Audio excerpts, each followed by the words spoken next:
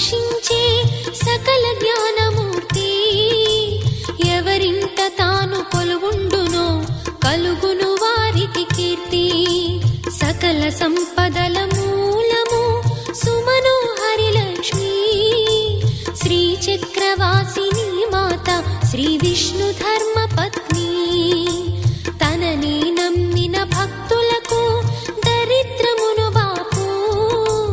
కొలిచెడి వనితల కొంగులలో బంగారము నింపు. అష్టలక్ష్ముల రూపున అవతారం దాల్చినది.